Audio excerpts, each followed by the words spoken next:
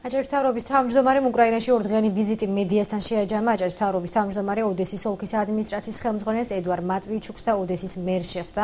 არჩილ ხაბაძის განცხადებით უკვე დაიწყო ციტრუსის გატანასთან დაკავშირებით მოლაპარაკებები. მისი თქმით, ამ საკითხზე რამდენიმე ბიზნესმენსაც ესაუბრა და ციტრუსის ექსპორტთან დაკავშირებით კონკრეტული წინადადებები მიმდინარე წლის აგვისტოში გახდება ცნობილი.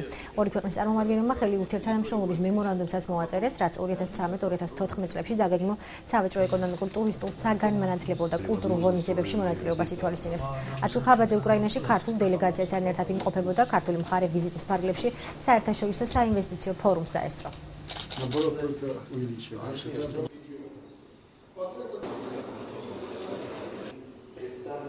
ჩვენ უკვე დავიწყეთ მზადება მომავალი ციტრუსის სეზონისთვის, შესაბამისად ოდესის ოლქთან, ილიჩოვსკის პორტი, ოდესის პორტი, კიდე რამდენიმე პორტია ჩვენთვის არის მნიშვნელოვანი და ჩვენ შევეხეთ ამ თემას, შევხვდით რამდენიმე ბიზნესმენს, რომლებიც ჩართული არიან ამ პროცესებში, გადასასვლელი მახსოვებობაში, კონტაქტებს ვამყარებთ ამ ეტაპზე, რომ სამომავლოდ, სადღაც ივლის-აგვისტოს თვიდან ჩვენ უკვე კონკრეტული წინადადებები გვქონდეს.